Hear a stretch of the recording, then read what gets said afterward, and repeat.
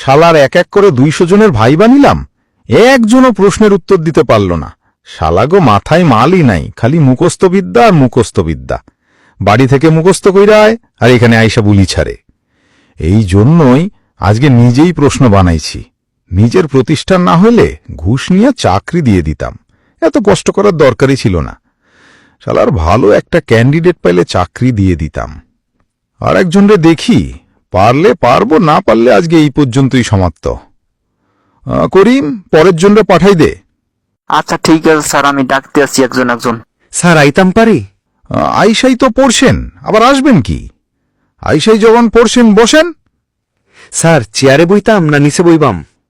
আরে নিচে বসবেন কেন, চেয়ারেই বসেন। শালা এ তো দেখি এর মাথায় আরো মাল নাই।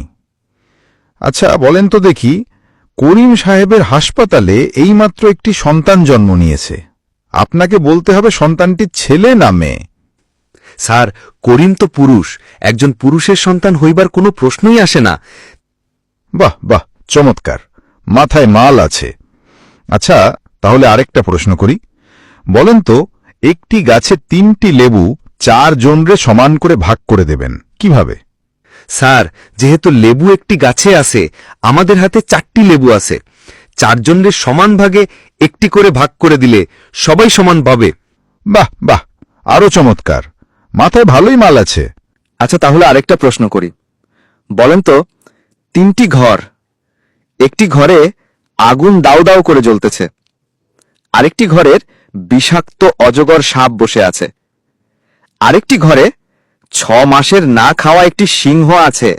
এখন আপনার জন্য কোন ঘরটি নিরাপদ? স্যার যেহেতু একটি ঘরে 6 মাস সিংহটি না খাইয়া আছে, অবশ্যই ওই সিংহটি আর বাইচ্চা নাই। তৃতীয় ঘরটাই আমার জন্য নিরাপদ। বাহ বাহ, এক্সিলেন্ট, ব্রিলিয়েন্ট, অসাধারণ! এত মেধাবী স্টুডেন্ট আমি আমার জীবনেও দেখি নাই। এতদিন কোথায় ছিলেন?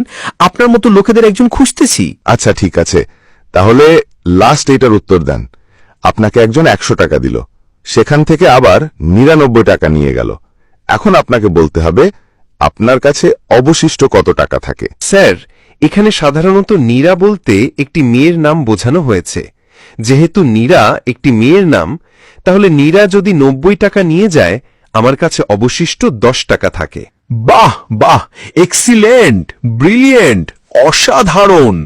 এত মেধাবী স্টুডেন্ট আমি আমার জীবনেও দেখি নাই। এতদিন কোথায় ছিলেন? আপনার মতো লোকেদের একজন খুঁজতেছি।